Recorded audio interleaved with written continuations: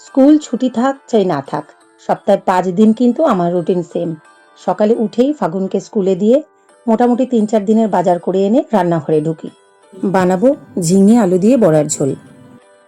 মটর ডাল আমি কাল রাতেই ভিজিয়ে রেখেছিলাম, মিক্সিতে বেটে নেব খানিকটা আদা দিয়ে, সাথে পোস্ত আর কাঁচা লঙ্কাও একসাথে বেটে নেব। এরপর ঝিঙেগুলোর ম্যাক্সিমামটারই ছাল ছাড়িয়ে দিয়ে হাফ হাফ করে কেটে নেব। মানানসইভাবে আলুগুলোকেও কেটে নেব। এবার ওই ডাল বাটার মধ্যে নুন, কালো জিরা, হলুদ দিয়ে মাখিয়ে নিয়ে বড়ার আকারে ভেজে নেব। কিছু বড়া আমি ঝোলে দেব আর সামান্য কয়েকটা আলাদা করে তুলে রেখে দেব, ওগুলো ভাতের সাথে খাবো। ওই তেলেই কালো জিরা ফোড়ন দিয়ে ঝিঙে আলুগুলোকে সামান্য ভেজে নিয়ে নুন, হলুদ আর অবশ্যই মিষ্টি দিয়ে নেব, একটু নাড়াচাড়া করে। তারপর পোস্ত বাটাটা দিয়ে আবার খানিকটা নেড়ে চেড়ে নিয়ে মিক্সি ধোয়া জলটা দিয়ে 5 মিনিট ঢাকা দিয়ে রান্না করব। 5 মিনিট পর ঢাকা তুলে যদি দেখি আলু সেদ্ধ হয়ে গেছে, তাহলে বড়াগুলোকে এক এক করে ঝোলে দিয়ে দেবো আর আবার 2-3 মিনিট ফুটিয়ে এবার খাবারটা নামিয়ে নেব।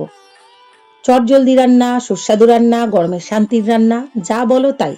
ওপর থেকে সামান্য কাঁচা তেল, এই এক খাবার দিয়ে 1 থালা ভাত অনায়াসে উঠে যেতে পারে, তাই না? এরই নাম বাঙালি।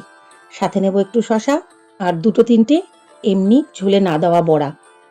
আমাদের তো বটেই, আমার ছোট্ট ফাগুনও কিন্তু এই খাবার ফেলে মাছ মাংস ছুঁয়েও দেখবে না, এমনকি ওকে দিলেও ও খাবে না। আমরা সবাই একসাথে খেতে বসেছি। এই দেখুন, বলি না ওরা মাগে জল খায়, কি লেখা, queens are born in March.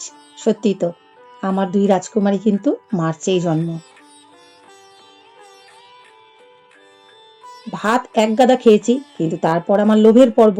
এই লোভই আমাকে মারবে। বসেছি ড্রাই ফ্রুট খেতে। ভিয়েতনাম থেকে এনেছিলাম, এখনো চলছে, আর 6টা প্যাকেট আছে। এগুলো ফুরালে আমার কর্তা তো হামেশাই দেশের বাইরে যায়, আবার আনিয়ে নেব।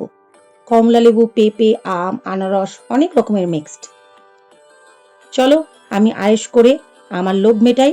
তোমাদের সাথে আবার দেখা হবে, গল্প হবে পরের ভিডিওতে। ততক্ষণ সকলে ভালো থেকো। ভালো থাকাটাই সবচেয়ে ইম্পর্টেন্ট।